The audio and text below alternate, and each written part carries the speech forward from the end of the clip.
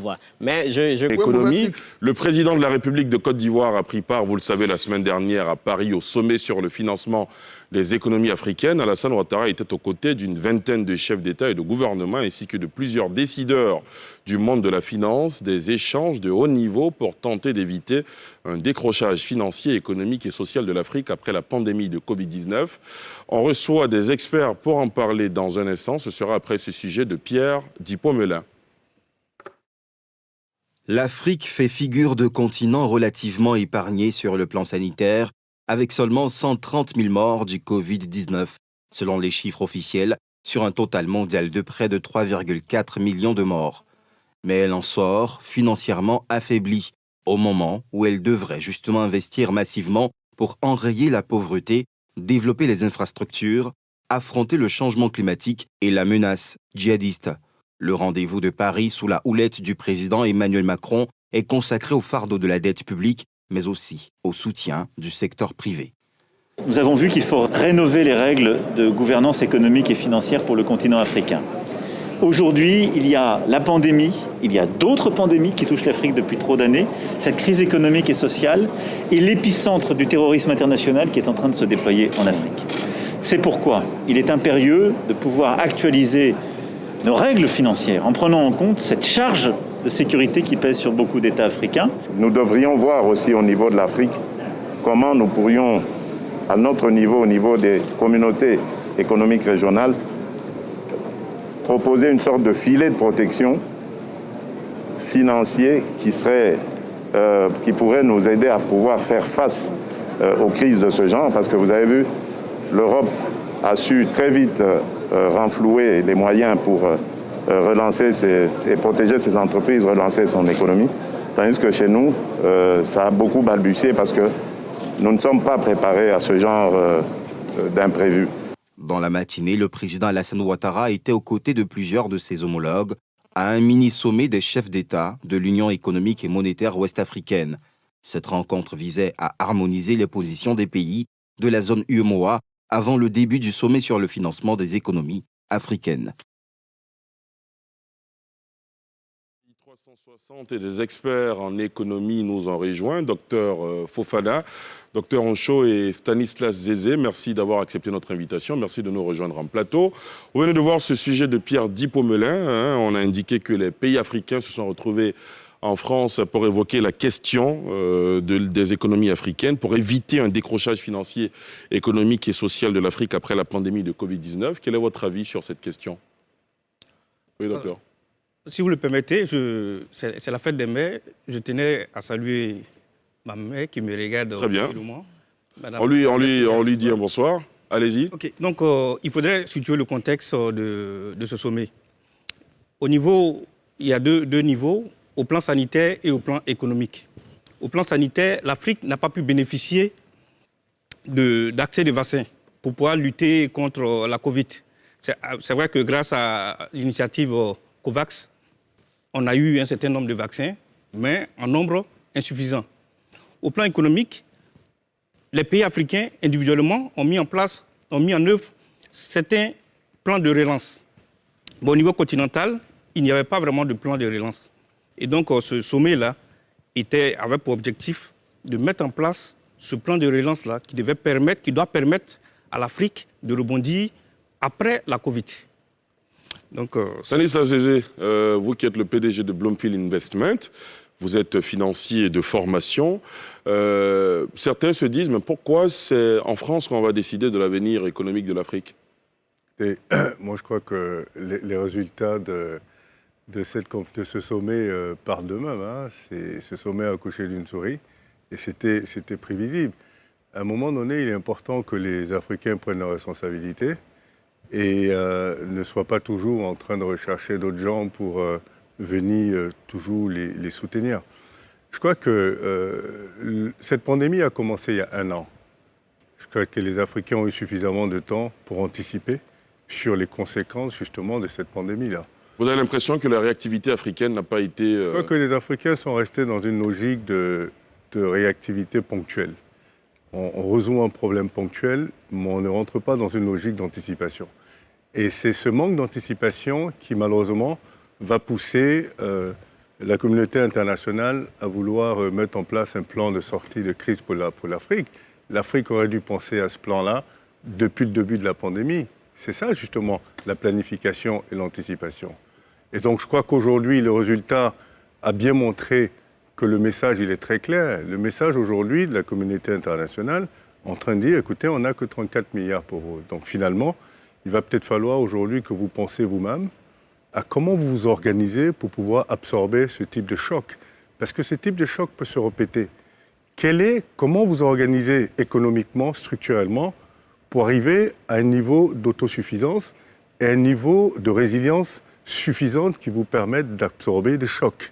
Donc je crois qu'aujourd'hui, la question, elle est très claire. Qu'est-ce que les Africains vont désormais faire pour s'organiser de façon continentale, pour changer de paradigme économique, de sorte à booster leur économie pour arriver à un niveau de résilience qui leur permet justement de ne pas aller faire des sommets à Paris, mais de faire plutôt des sommets à Addis Abeba, à Abidjan et à Bamako pour parler de leurs problématiques. Docteur Béranger Ncho, vous êtes enseignant-chercheur. Vous partagez l'avis de Stanislas Zézé? Tout à fait, je partage entièrement son avis. Vous avez aussi l'impression que les Africains sont restés un peu trop attentistes, pas dans l'anticipation? Effectivement, nous remarquons que en Afrique, on est tous dans une politique ou bien dans une logique de suivisme. D'assistance permanente. Voilà, c'est ça la question. Alors que nous savons que nous pouvons même prendre le devant même de la scène, essayer d'organiser des sommets en Afrique pour essayer de voir comment mobiliser quand même l'épargne ou bien comment trouver des stratégies pour financer nos économies. Nous savons que depuis maintenant près de 25 ans, l'Afrique a connu quand même une croissance assez régulière. Et depuis l'an dernier, l'Afrique a connu vraiment une récession. Et ce choc-là n'était pas attendu, mais bon, quand même, nous devons plus faire dans l'anticipation que... voilà. Arthur Banga, vous voulez réagir? Oui, et réagir sur deux aspects. Le premier, c'est de dire quand même, je pense qu'il y a une réponse africaine qui avait été préparée. On avait demandé à Tidiane Thiam et à trois autres Africains de mer. Parmi les solutions, ils ont pu obtenir un moratoire sur la dette. Ce moratoire sur la dette qui a permis de suspendre, de reporter le paiement d'une certaine dette a été important parce que ça permet aux États d'avoir de la liquidité. Parce qu'on devait réagir tout de suite. D'ailleurs, les déficits publics sont agrandis. Celui de la Côte d'Ivoire, par exemple, est passé à près de 5 points avec une contraction de l'économie. L'année passée, la Côte d'Ivoire espérait 7 points de croissance. Ça a terminé avec 1. Donc, il fallait sur place, pour réagir à l'urgence, trouver des financements. Et la première solution qui a été proposée par cette équipe mise en place par l'Union africaine, c'était d'obtenir le moratoire. Ce qui allait permettre à nos États d'avoir de la liquidité. On a vu en Côte d'Ivoire, par exemple, des plans de soutien qui ont été créés pour plusieurs entreprises. Je pense que ça a été refait partout en Afrique. Cette phase d'urgence passée, il y a une phase justement de construction d'un projet plus établi qui, à mon sens, doit être pensé par les Africains, mais en même temps, nous sommes dans une bulle mondiale. On ne peut pas aujourd'hui limiter l'Afrique aux Africains. On a quand même aussi de temps en temps, c'est vrai que, comme le dit Raymond Aron, l'aide est d'abord et avant tout un acte politique qui va essayer de mettre en évidence l'aideur en premier, mais dans la configuration, rechercher des solutions internationales ne s'oppose pas, à mon sens, à rechercher des solutions africaines. Encore que dans ces relations, dans ces solutions internationales, il y avait déjà des solutions qui avaient été prises. Et d'ailleurs, tout ce qui a été repris dans ce sommet-là avait déjà été évoqué par Patrice Talon. Dans un des courriers, il avait parlé des DTS, qui allait permettre de renforcer justement la capacité monétaire des pays africains. C'est une idée qui a été soutenue par le FMI, mais le premier en a parlé, je pense, c'était quand même Patrice Talon. Deuxième idée, c'est cette idée de moratoire qui a été défendue par Tidiane Thiam et cette équipe, qui ont été reprises. Et d'ailleurs, sur l'annulation, par exemple, il n'y a pas la même... il y a certains points où je pense que les Africains n'ont pas la même réponse parce que les économies africaines sont diverses. On attend certains pays te disent non, on ne veut pas l'annulation de notre dette parce qu'en annulant notre dette, ça va faire monter le risque financier et le taux d'intérêt. Donc des pays comme le Bénin, l'Afrique du Sud n'étaient pas pour l'annulation de la dette. Et certains, c'est qu'ils montrent déjà la différence et donc la difficulté de pouvoir toujours obtenir des solutions. Mais je pense quand même que des tentatives de solutions africaines ont été mises et elles ne doivent pas être exclusives. On peut encore s'ouvrir, même si il faut travailler pour que nous soyons de moins en moins dépendants de... Mais ça, c'est structurel, je pense. Très bien. Stanislas Zézé, selon Arthur Banga, il y a quand même une réponse africaine, même si les Africains n'ont peut-être pas donné de la voix à un certain niveau, mais il y a quand même des réponses africaines. Oui, mais des réponses ponctuelles, c'est ce que j'ai dit. C'est-à-dire que je pense que quand la crise a commencé, j'ai parlé à certains ministres des Finances en Afrique, où je leur ai dit, c'est bien d'avoir une réponse ponctuelle, bien sûr, il faut avoir une réponse ponctuelle, mais pendant que vous avez une équipe qui répond ponctuellement, vous avez une équipe qui anticipe. Voilà. Ça fait 1 an, on n'est plus dans l'urgence. Donc, si en 1 an, il n'y a pas eu d'anticipation, naturellement, on s'attend à ce que cette réponse vienne de l'extérieur. Vous savez, quand vous regardez 34 milliards de dollars, c'est absolument rien. Ces 34 milliards de dollars peuvent être obtenus sur le continent. Comment? C'est une question d'organisation du marché des capitaux sur notre continent. Nous avons plusieurs barrières qui font que nos marchés ne sont pas profonds. Vous avez énormément de barrières et il faut réfléchir à lever ces barrières. Entre autres barrières? Vous avez par exemple la barrière de ne pas pouvoir emprunter d'un pays à un autre. La Côte d'Ivoire ne peut pas aller emprunter sur le marché sud-africain, par exemple. Vous avez toutes ces barrières qui empêchent le cross-border borrowing. Vous avez des monnaies qui ne sont pas convertibles entre elles. Vous avez toutes ces barrières et vous avez des produits financiers qui ne sont pas diversifiés. Donc évidemment, vous avez énormément d'épargne sur le continent, mais qui ne peuvent pas être mis à disposition des États et des entreprises pour emprunter. Les montants que les États africains empruntent à l'extérieur, quand je regarde ces montants ne sont pas des grands montants. C'est des montants qui peuvent être empruntés sur le marché. Vous avez des pays qui empruntent sur le marché régional 1000 milliards de francs CFA par an et qui empruntent à l'extérieur 300 milliards. Donc évidemment, si vous empruntez 1000 milliards, vous pouvez emprunter 1300 milliards. Donc nous sommes rentrés, l'Afrique est rentrée dans cette mondialisation en finalement laissant son destin être géré par justement cette semblant de communauté internationale. Les autres ne peuvent pas être responsables de votre capacité de résilience. Quand on a fermé les frontières, vous avez des pays qui sont riches, comme des pays africains, qui n'étaient pas capables d'avoir les produits finis sur place. Commander un pare-brise, vous prendrez 8 semaines. Commander un pneu, vous prendrez combien de semaines? Pendant que vous êtes des pays qui avaient l'EVA. Donc je crois qu'aujourd'hui, l'idée est quand on parle de financement de l'économie, on est en train de parler de reformer cette économie de sorte à ce qu'elle produise de la richesse. Parce que la dette ne devrait pas être la première source de revenus d'un pays. La dette, c'est quelque chose de complémentaire. La première source, c'est une économie qui crée de la richesse. On cherche à s'endetter parce que justement, on n'a pas suffisamment de richesse pour justement faire face à nos obligations. Et il faut revenir au fondamental. Et il faut penser à un nouveau modèle économique qui soit justement adéquat et qui va permettre aux États d'arriver à un niveau d'autosuffisance qui fera qu'ils ne seront plus dépendants vis-à-vis de justement tous ces sommets internationaux quand ils sont vis-à-vis d'un choc. Bien sûr. Aristide? Alors, heureusement que vous avez redonné la parole à Stan. Moi, je l'appelle Stan parce que c'est comme ça que je l'ai toujours appelé.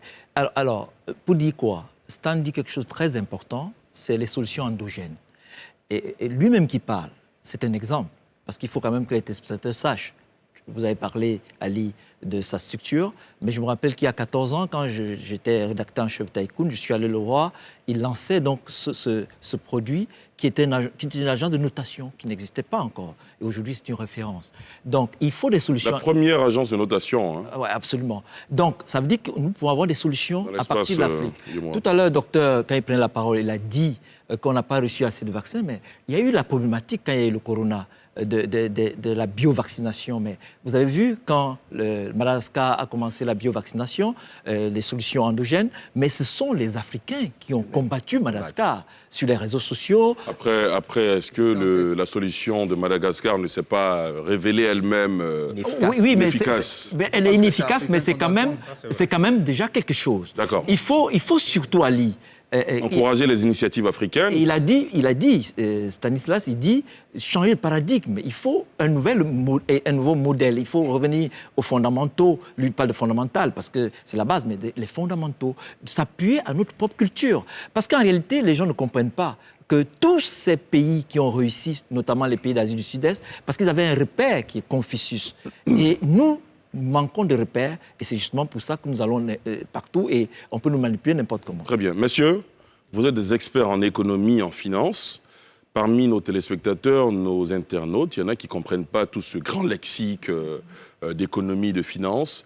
Alors, ce sommet qui s'est tenu en France, qui a évoqué la question de l'aide économique aux pays africains et l'endettement, aujourd'hui, qu'est-ce qu'on retient, docteur Fofana Mustapha, pour tous ces gens qui nous regardent, qui ne comprennent pas forcément toutes ces expressions et tout ce vocabulaire très, très, très, très hermétique que vous employez. Merci Diarra Souba. Moi, je pense que ce qu'on doit retenir de ce sommet-là, c'est d'abord un pas. On a posé les problèmes lors de ce sommet. On a essayé de solutionner ces problèmes-là. Et donc, il faudrait que, comme M. Zézé l'a dit tout à l'heure, les solutions doivent être endogènes. Et ce sommet aussi a mis l'accent aussi sur ces solutions-là. Et parce que dans ce sommet, dans le communiqué final de ce sommet, il est clair que les solutions qui ont été proposées ou même qui ont été préconisées par les États sont prises en compte dans le communiqué final de ce sommet. Donc ce qu'on doit retenir, c'est que au-delà de ce sommet, il y a la dette. Nous devons tout faire pour pouvoir mobiliser nos ressources internes. Les ressources internes, c'est d'abord les recettes publiques. Il faudrait qu'on puisse mobiliser ces recettes publiques-là qui permettent de financer l'économie. Et comment mobiliser ces recettes publiques? Il faudrait d'abord lutter ou bien essayer de réduire l'informel. Moi, je dirais, on dit l'informel, mais je dirais plutôt le secteur non enregistré. Ouais. Parce qu'il faudrait faire le distinguo entre les micro-entreprises, la dame qui vend la banane et le secteur frauduleux, c'est-à-dire des entreprises qui font un chiffre d'affaires assez consistant. Donc, il faudrait qu'on arrive à réduire ce secteur-là pour ne pas que les impôts puissent peser sur seulement une certaine catégorie d'entreprises. Le FMI constate que notre pression fiscale est faible, que notre capacité de mobilisation de nos ressources est faible, mais alors que les entreprises, d'un autre côté aussi, se plaignent de la pression fiscale. La pression fiscale, oui. Mais c'est dû au fait qu'il y a certains qui payent pour tout le monde. Il faudrait que l'Ivoirien comprenne que l'Ivoirien doit pouvoir pratiquer le civisme fiscal. Il doit pouvoir comprendre que payer ses impôts, je dirais que c'est un peu... c'est une recommandation divine, il peut le dire. Donc il faudrait que les Ivoiriens puissent payer leurs impôts, puissent aller vers les DGI pour pouvoir payer leurs impôts, ce qui va permettre à nos États d'avoir assez de ressources. Très bien. D'avoir assez de ressources. Et pour terminer, je dirais aussi qu'au-delà des ressources, il y a aussi les besoins. Nous, nos pays, on a assez de besoins, puisque le taux de natalité et tout ça, ça fait qu'on a assez de besoins. Il faudrait qu'on arrive à voir dans quelle mesure on peut réduire ces besoins-là sans toutefois pénaliser vraiment le social. Très bien. Docteur Béranger Ncho. Ok, merci Ali. Alors, ce qu'il faut dire, c'est que l'objectif de ce sommet-là, c'était d'aider nos économies à se relancer. Alors, nous constatons que nous avons du mal à mobiliser assez de recettes, alors que nos dépenses sont assez importantes. Et donc, ça crée ce qu'on appelle un déficit. Et comment financer ce déficit? Alors, il y a plusieurs modes de financement, dont les emprunts, n'est-ce pas? Alors, l'idée première de ce sommet, c'était d'aider au financement de ces économies. Alors, l'aide peut prendre plusieurs formes, comme on le dit. sous forme de prêts ou bien sous forme de dons. Et en général, les prêts sont octroyés à des taux concessionnels et ce qui va in fine alourdir la dette.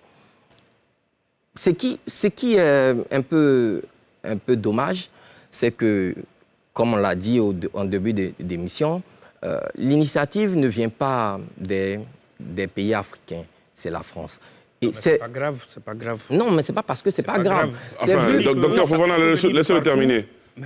Laissez-le terminer, allez-y, terminez, docteur Oncho. C'est vu comme un sentiment de recolonisation, c'est vu comme un sentiment de faiblesse, et comme, oui, un sentiment de faiblesse, et comme un sentiment, moi je pense que c'était comme si nous n'arrivons pas à... Le manque d'initiative locale. L'initiative locale, nous n'avons pas à penser par nous-mêmes à nous organiser pour pouvoir, comme on dit, lever, comme Stanislas l'a dit tout à l'heure, des fonds capables... C'est comme si vous allez chercher à manger tous les jours chez le voisin. Justement.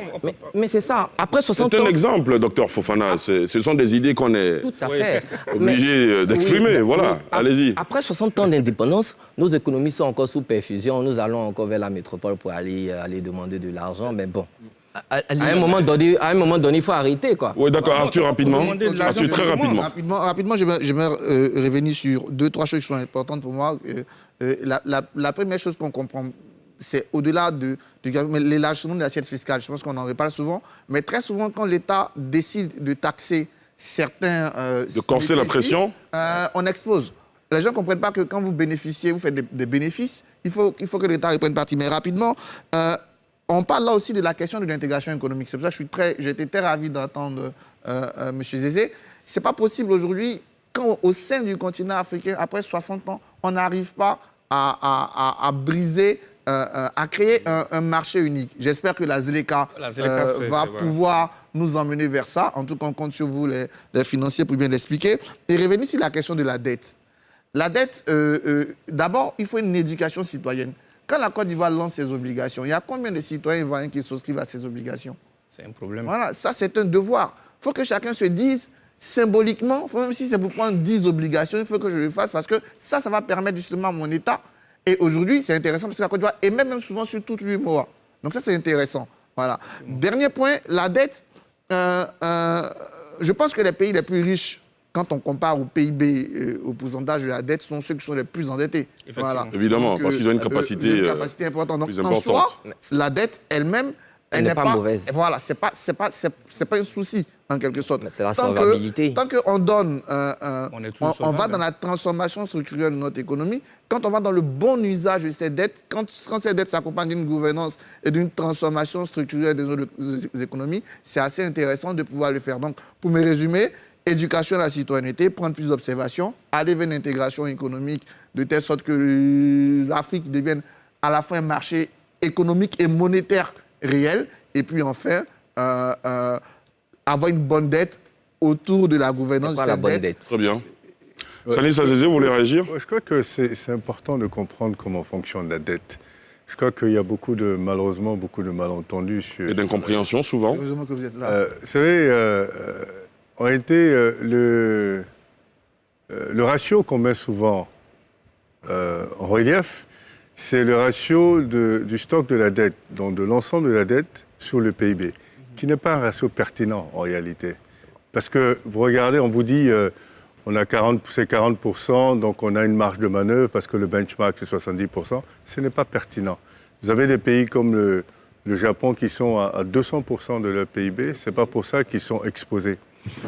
Il y a deux choses. La première chose, c'est le service de la dette. Et la deuxième chose, qui est votre créancier? Le service de la dette, en réalité, qui est un indicateur très pertinent, c'est combien vous payez par an pour rembourser votre dette. Ce que ça représente par rapport à vos recettes. Beaucoup de pays africains ont des services de la dette qui bouffent les 3/4 de leurs recettes. Et ça, c'est un problème. Malheureusement, ce n'est pas très glamour, donc on ne le met pas en relief, mais c'est un gros problème. Ce que ça veut dire, si vos recettes sont quasiment bouffées par le service de la dette, évidemment, vous êtes obligé d'aller chercher de la dette pour rembourser la dette. Et vous restez dans un cercle vicieux où vous allez toujours être endetté. On vous dit des fois, la dette de l'Afrique ne représente que 2% de la dette mondiale, mais c'est relatif.